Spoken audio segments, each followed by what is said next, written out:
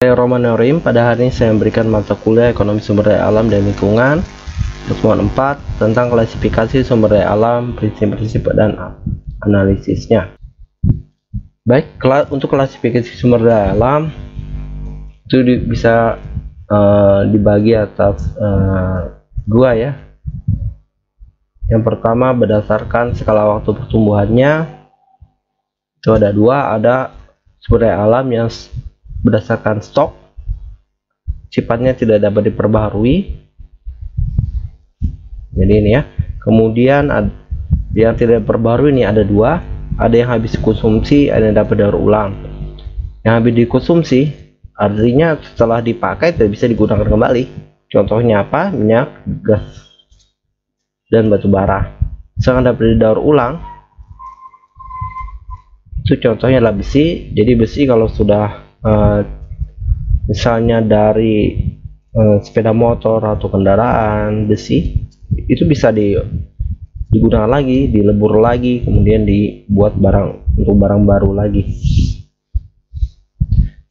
Sedangkan skala waktu pertumbuhan berdasarkan alur atau flow-nya. Jadi kalau ini stok, kalau ini berupa alur, sifatnya dapat diperbaharui. Ini yang terbagi atas dua, ada yang memiliki titik kritis, ada juga yang tidak memiliki titik kritis. Nah, titik kritis maksudnya apabila nilai ekstraksi atau pengambilan sumber daya tersebut lebih besar dari titik kritis, maka sumber daya tersebut dapat memperbaharui dirinya, jadi tidak akan punah. Nah, tetapi jika dia ekstraksinya lebih besar daripada titik kritis, nah sumber dayanya akan habis. Contohnya apa? Paling simple, hutan apabila diambil masih di bawah daripada titik kritisnya, misalnya hanya diambil pohon-pohon tuanya saja, sedangkan anakan pohon tidak diambil, tidak rusak, maka suatu saat hutan tersebut akan pulih kondisinya. Tetapi jika pembalakan hutan atau eksploitasi hutan lebih besar daripada titik kritisnya, hingga anakan tanaman hutan tersebut habis, otomatis dan akan punah, tidak bisa kembali ke kondisi semula.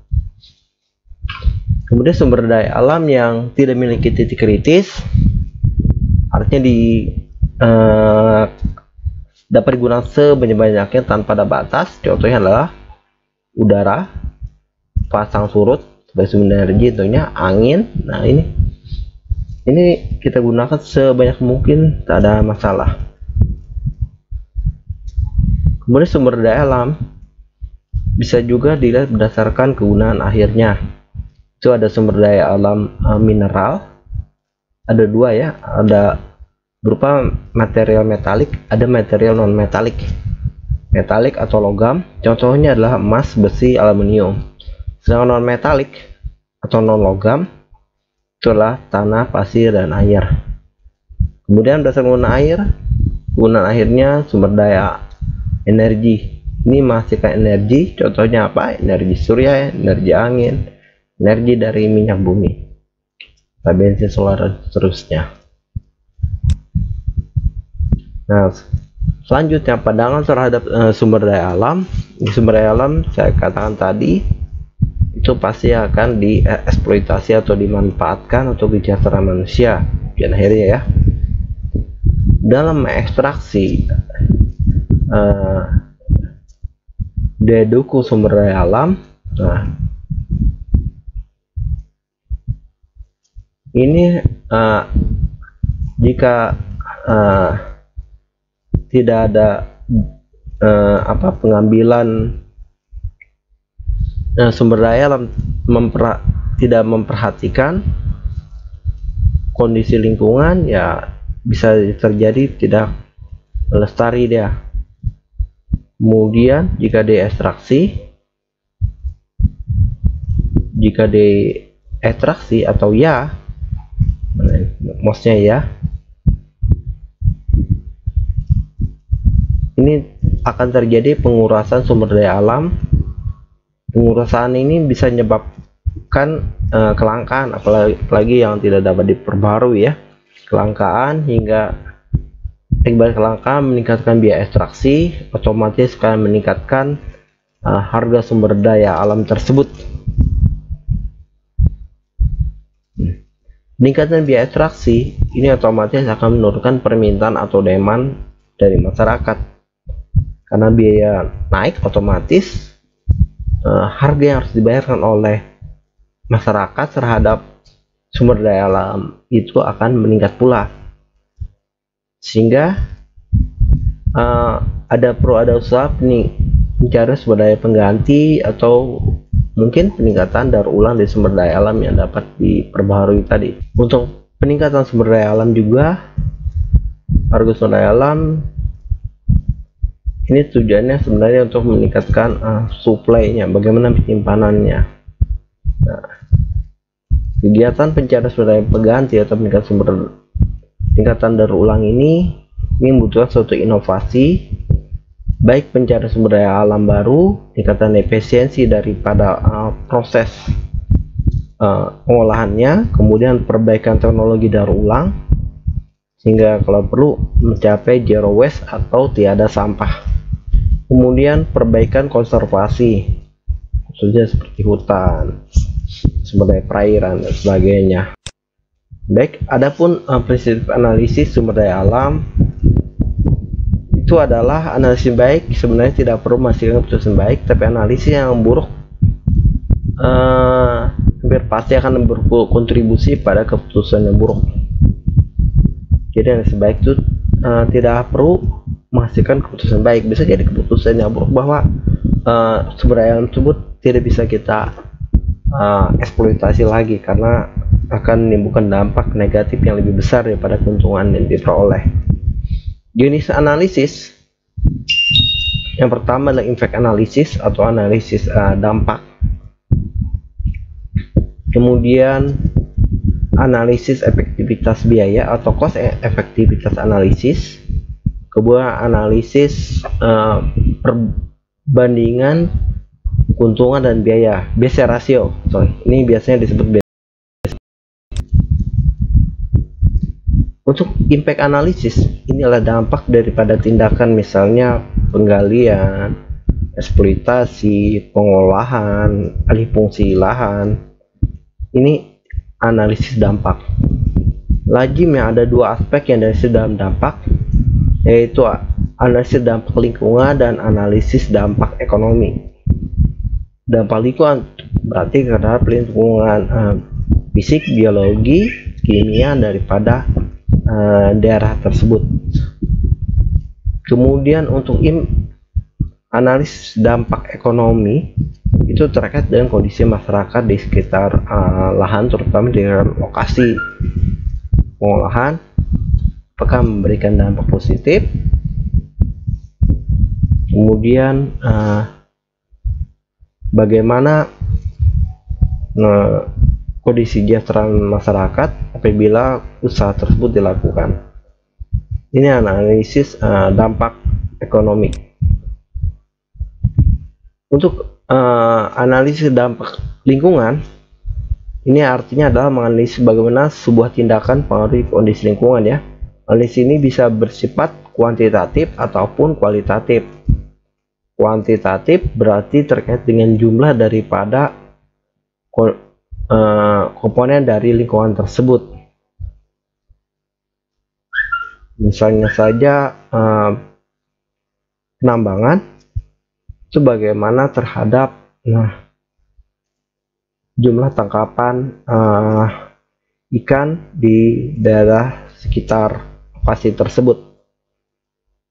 Apakah dia kondisinya stabil atau justru akan menurun hasil tangkapan daripada masyarakat di sekitar lokasi penambangan.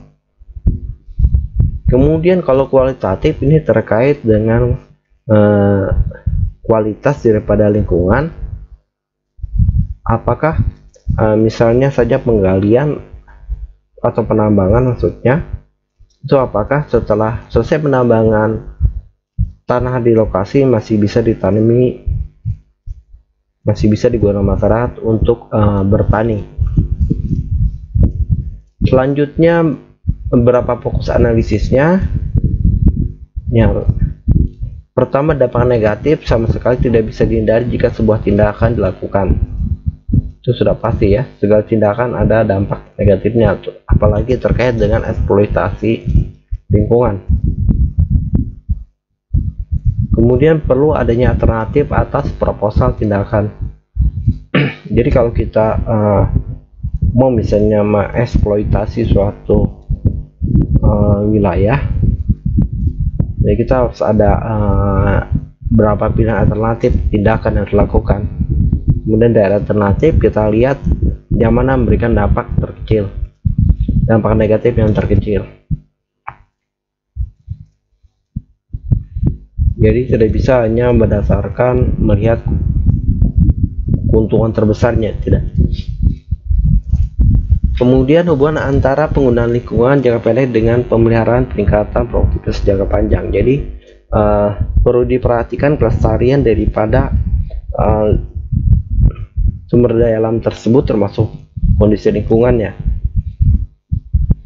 Apakah lingkungan bisa memperbaharui dirinya atau tidak? Kemudian jika tidak bisa memperbaharui, bagaimana supaya dampak negatif yang ditimbulkan minimal.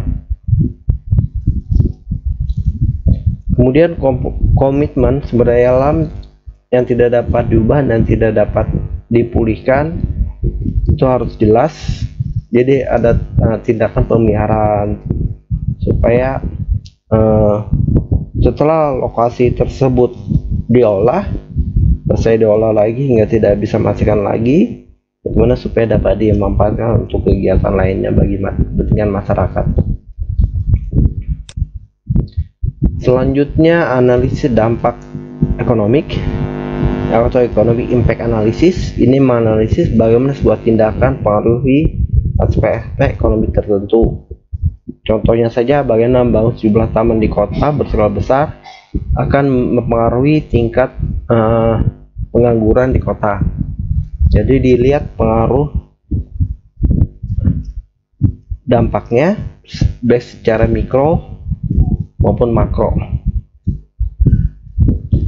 Kemudian bagaimana contoh lainnya, bagaimana eksploitasi kayu di hutan nasional akan mempengaruhi harga bahan bangunan. Selanjutnya biasanya dia menggunakan model-model ekonomi beserta data-datanya. Jadi biasanya menggunakan beberapa analisis, entah berupa regresi mencari pengaruh daripada faktor-faktor lingkungan yang berubah terhadap ekonomi.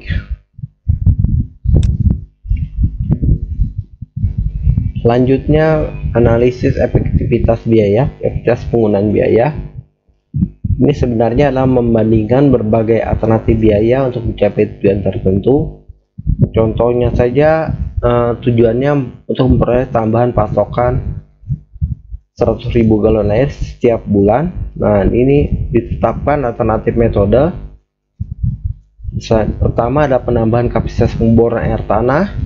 Kedua, membeli air dari kota terdekat, bangun waduk, meningkatkan kapasitas pengolahan air limbah, dan lain-lain. Dari semua alternatif ini, hitung biaya instalasi, perkiraan biaya perawatan, perkiraan biaya operasional dalam present value (NPV) ya. Nah, dari sini pilih metode dengan biaya termurahnya. Ini ada analisis efektivitas biaya.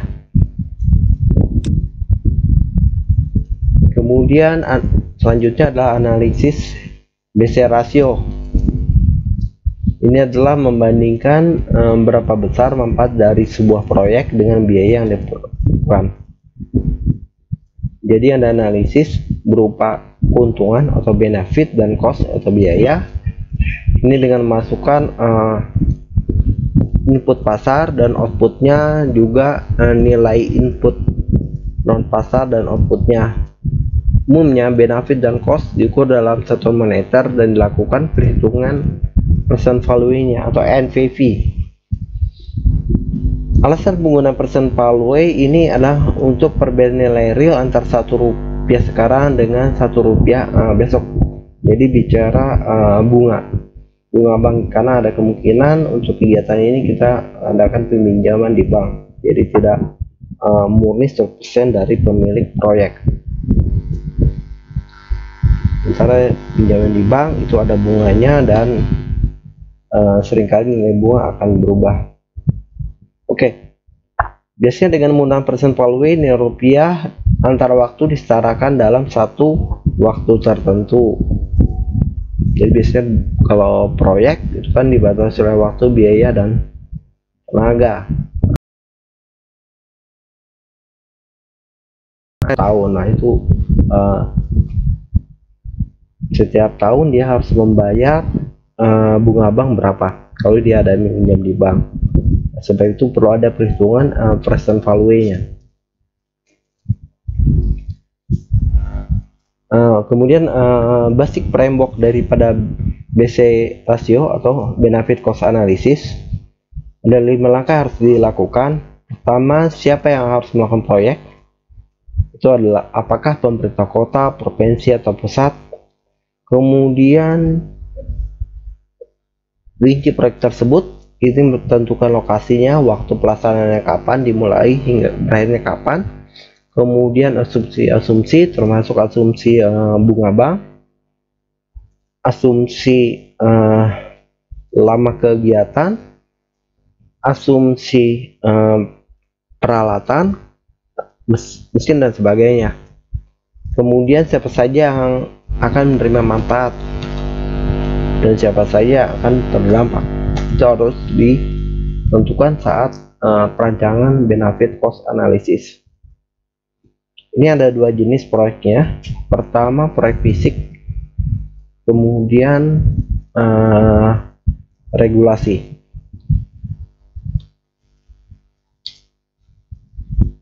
Kalau proyek fisik berarti terkait dengan perubahan fisik daripada budaya alam tersebut, sedangkan proyek regulasi itu terkait dengan aturan atau kebijakan baru yang akan diterapkan di daerah tersebut. Selanjutnya ketiga adalah melakukan estimasi kuantitatif jumlah ya atas input dan output daripada proyek tersebut, baik input bahan baku, input SDM, termasuk juga input keuangan. Kemudian estimasi nilai sosial atas input dan output, dampaknya khususnya terhadap masyarakat di sekitar lokasi. Kemudian konversi ke dalam satuan moneter atau uang ya. Selanjutnya bandingkan antara benefit dengan cost, yaitu tadi saya sebut BC ratio. Apakah lebih besar daripada benefit daripada cost? Justru cost lebih besar daripada benefit. Jika lebih besar benefit daripada cost, berarti proyek tersebut layak dilaksanakan. Jika lebih kecil daripada cost benefit itu jumlahnya, berarti proyek tersebut tidak layak untuk dilaksanakan. Jika nilai sama, berarti imbang, tidak untung tidak rugi, tapi tetap harus dihindari jika sampai imbang tersebut.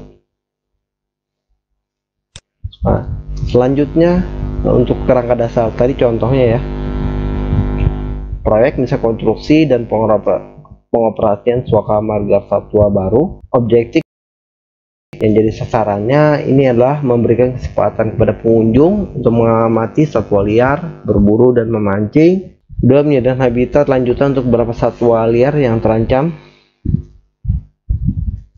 Biaya yang harus dikeluarkan untuk memperoleh tanah, tentunya untuk membangun tempat perlindungan, kemudian untuk biaya operasional tahunan, peran habitat, dan fasilitas pemeliharaan fasilitas. Manfaatnya mempengaruhi para pengunjung saat melihat satwa liar itu adalah manfaat non konsumtif. Kemudian pengunjung dapat berburu dan memancing. Ini manfaat konsumtif. Selanjutnya manfaat pelestarian spesies. Jadi ini semua harus jelas. Nah, ini adalah contoh biayanya ya. Ini adalah biaya land purchase, ini biaya lahan, ini untuk konstruksi, ini untuk pusat kunjungannya, sistem transportasi di dalamnya, ini untuk operasi dan pemeliharaannya secara personal, dan ini lain-lain ya, total costnya, benefitnya, keuntungannya, melihara satwa liar, berburu dan memancing, pelestarian spesies, dan total keuntungannya. Ini semua dirupiahkan. Ini kenapa? Karena dia nilainya non uang ya. Kemudian net benefit atau total benefit dikurang cost, yang harusnya lebih besar daripada benefit atau cost. Berarti oke. Kemudian benefit per cost atau BC ratio ini 1,26. Kalau mendam itu lebih besar pada 1, berarti perusahaan ya untuk dijalankan. Sedangkan bila perbandingan total benefit bagi total cost itu ada 1, berarti imbang, jadi tidak untung tidak rugi. Jika lebih kecil daripada 1, berarti rugi di kontrak tersebut.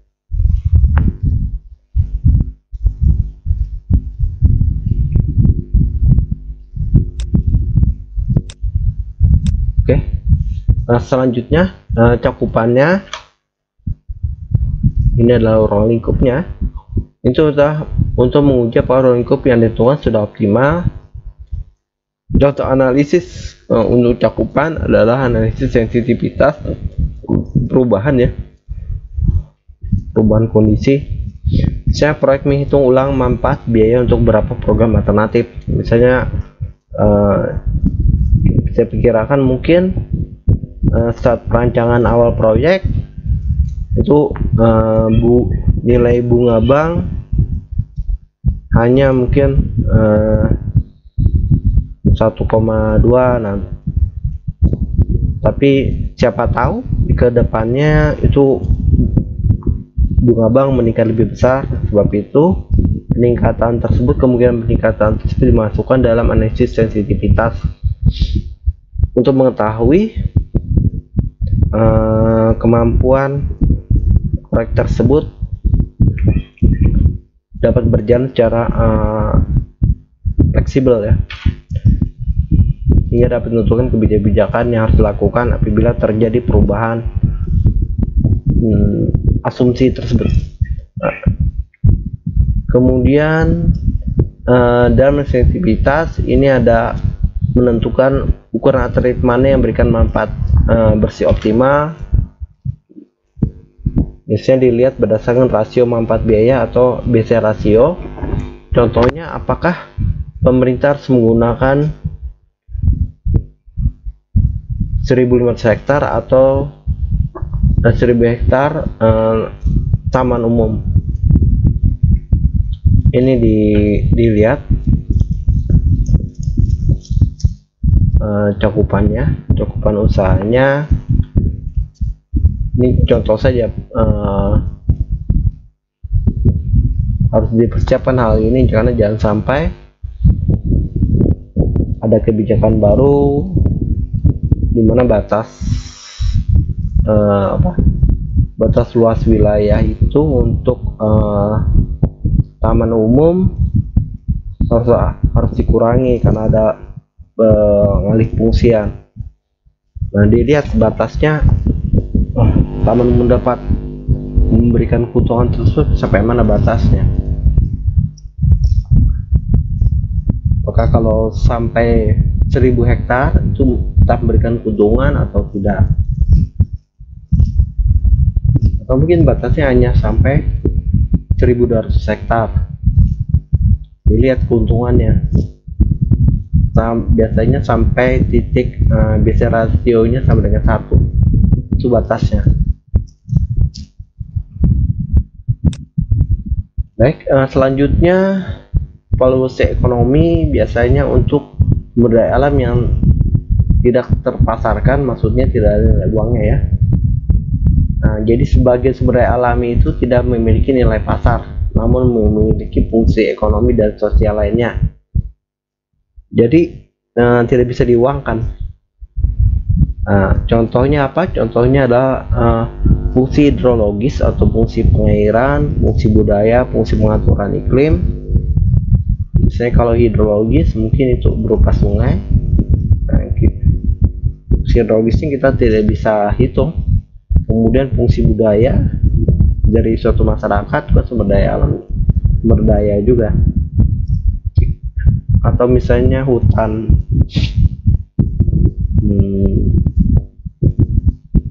hutan adat, nah itu kan ada fungsi budaya. Kemudian fungsi pengaturan iklim itu contohnya saja saya ambil tetap hutan adat tadi. Dalam fungsi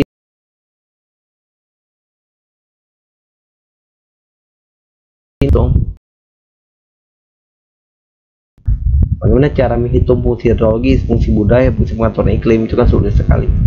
Nah, sebab itu di program pendekatan lain disebut valuasi ekonomi ya. Valuasi ekonomi ini tujuannya memberikan nilai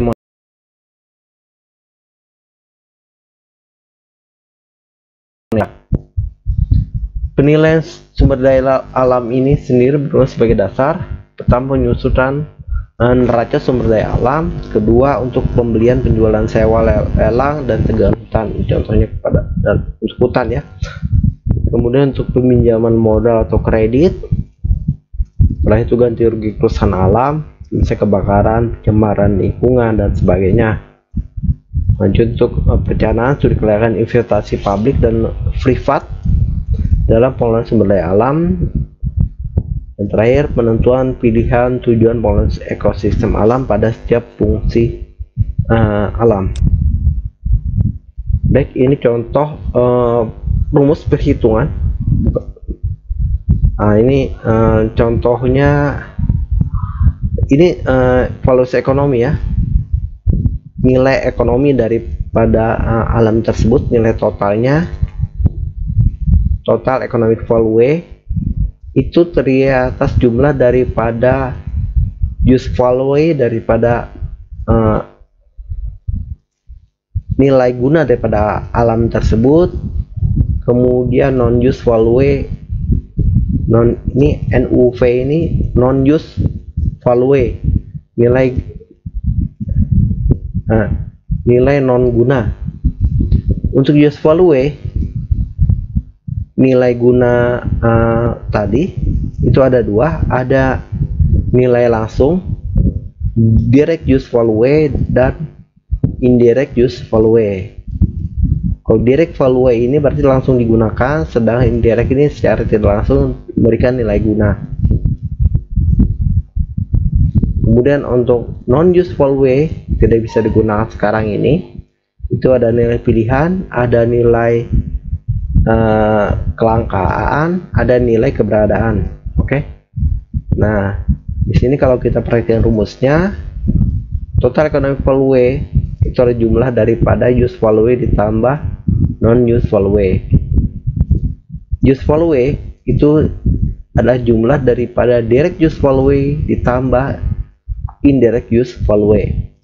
Non use value itu adalah jumlah daripada bequest value ditambah eksistensi value ditambah option value. OV ini option value, sehingga ini kan tinggal kita masukkan ya, total economic value sama dengan direct use value ditambah indirect use value ditambah option value ditambah bequest value ditambah eksistensi value. Baik, total economic value ini keterangannya ya. Use value atau nilai penggunaan itulah pemanfaatan aktual lingkungan, nilai dihasilkan dari pemanfaatan aktual dari barang jasa seperti apa? Penangkapan ikan kan bisa digunakan langsung ya, memberikan nilai guna langsung. Kemudian penebangan kayunya langsung dapat digunakan dan sebagainya. Ke dalam nilai ini juga termasuk pembagian secara komersial atas barang jasa yang dihasilkan oleh sumber daya alam, yaitu ikan dan kayu tadi yang bisa dijual ataupun untuk dikonsumsi langsung, maksudnya untuk kalau ikan tentu saja untuk dimakan, kalau kayu tentu saja untuk membuat rumah. Kemudian non-useful value atau disebut juga nilai intrinsik, itulah nilai yang berhubungan dengan kesediaan membayar positif jika responden tidak bermaksud memanfaatkannya dan tidak ada keinginan untuk memanfaatkannya. Nilai ini tidak berhubungan dengan pembagian aktual dari barang jasa yang tidak dihasilkan oleh sumber daya alam. Jadi nilai non-useful value ini lebih sulit diukur ya, less tangible, karena lebih dasarnya atas preferensi lingkungan terhadap ketimbang pemanfaatan langsung. Kita tampilkan contohnya. Kemudian direct useful value atau penggunaan langsung, ini nilai ditentukan oleh kontribusi lingkungan pada aliran produksi dan konsumsi berasal dari fungsi ekonomi sumber daya alam. Nilai ini merujuk pada penggunaan langsung sumber daya alam tersebut seperti lapangan ikan, pertanian, kayu. Kemudian indirect useful value atau penggunaan tidak langsung, ini jasa lingkungan ya, jadi fungsi ekologinya, fungsi hidrologis dan sebagainya. Ya, ini fungsi pencegahan banjir, nursery ground dan ekosistem, maksudnya lingkungan untuk tempat berkembang biaknya udang, ikan dan sebagainya. Misalnya di mangrove. Nah, ini option value atau nilai pilihan. Ini nilai kemungkinan pemanfaatan oleh individu di kemudian hari. Jadi kalau sekarang belum bermanfaat, tapi suatu saat ada kemungkinan akan bermanfaat. Kemudian eksistensi value atau nilai keberadaan. Eksistensi itu keberadaan ya. Nah, ini adalah nilai keberadaan atau atas terpilihnya suatu sumber daya alam dan terlepas dari manfaat yang dapat diambil darinya. Nilai keberadaan ini karena ada kepuasan atas keberadaan sumber daya alam tersebut. Contohnya, seorang mungkin mau membayar untuk menjaga keberadaan Taman Nasional Pulau Seribu meskipun yang bersangkutan belum pernah mengunjunginya. Selanjutnya nilai bequest value atau nilai warisan atau kebanggaan. Ini terkait dengan perlindungan pengawetan daripada sumber daya alam agar dapat diwariskan kepada generasi mendatang sehingga dapat bermanfaat daripada sebagai manfaat diambil generasi sebelumnya. Ini nilai warisan contohnya apa? Contohnya saja Candi Borobudur, kemudian ya itu contohnya Candi Borobudur ya, rumah adat dan sebagainya. Kalau eksistensi ini ya komodo itu termasuk sebenarnya. Nah, kita mungkin belum pernah lihat komodo, tapi kita bangga dengan keberadaan tersebut. Oke, nah ini contohnya direct useful value, nilai ekonomi, nilai pemanfaatan langsung dari sumber daya atau ekosistemnya, contohnya perikanan, kayu mangrove, genetik material dan lain-lain. Direct useful value ini pemanfaatan tidak langsung ekosistem mangrove sebagai natural breakwater. Jadi maksudnya natural breakwater ini pemecah ombak secara alami ya, supaya tidak terjadi abrasi. Kemudian fungsi terumbu karang, fungsi terumbu karang itu sebagai spawning ground bagi jenis ikan karang dan lain-lain. Selanjutnya option value, itulah nilai ekonomi yang diperoleh dari potensi pemanfaatan langsung maupun tidak langsung dari sumber daya alam ekosistem di masa yang akan datang. Jadi sekarang belum bisa digunakan, tapi suatu saat dapat menjadi sumber daya alam yang bernilai di masa mendatang. Misalnya karena sekarang ini kita masih keterbatasan teknologi. Nah, manfaat Contohnya adalah manfaat keanekaragaman hayati, spesies baru, dan lain-lain. Selanjutnya, bequest value itu nilai ekonomi yang diperoleh dari manfaat pelestarian sumber daya atau ekosistem untuk kepentingan generasi mendatang. Contohnya adalah nilai sebuah ekosistem tradisional ya, jadi warisan, entah sistem, entah rumah, contohnya ya rumah adat, hutan rakyat, dan sebagainya. Kemudian eksistensi value itu adalah nilai ekonomi dilihat dari keberadaan daripada ekosistem tersebut. Terlepas dari ekosistem itu pada dipakan atau tidak ya. Contohnya apa? Contohnya terumbu karang yang terancam punah, endemik spesies, dan lain-lain ya. Eksistensi value. Oke, demikian dari saya. Terima kasih atas perhatiannya. Sekata tutup dengan kata wabillahi taufiq. Wassalamualaikum warahmatullahi wabarakatuh.